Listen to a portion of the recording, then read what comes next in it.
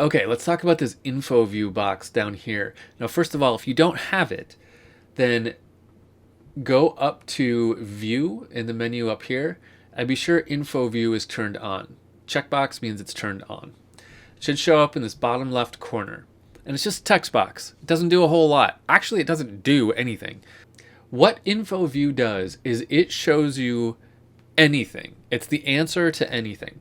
So if I put my mouse over a clip right here, okay, so I have my mouse up here on this MIDI clip, and I look down in info view, it says this is a MIDI clip, right?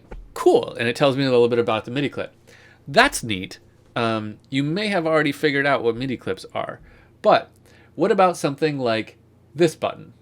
We haven't talked about that button yet. Maybe you don't know what that button does, and you want to know what that button does. Put your mouse over it, look down in info view, and you see, oh, that's the metronome. I can click it to turn it on. Neat, right? What's something else? Literally anything. What about this set button right here? We haven't talked about that. Put my mouse over that, go down there. That's where I can set a locator. So this info view is super handy when you're learning live, especially. You can just put your mouse over anything and it'll tell you what it does. Like literally anything. I mean, you can really get into like fine minutia here and it'll be able to tell you what it is.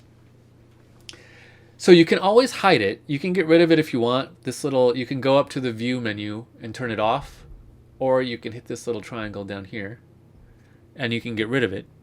But keep it open. Just keep it open for a little while until you get really comfortable with what everything is. I like to have it open. I'm going to try to leave it open throughout this whole class, just so that you can look down at it when you want, when I'm doing something, and see a little more info if I forget to mention something. So keep that open. It's a great way to help you learn, right? Speaking of great ways to help you learn, let's check out the help view.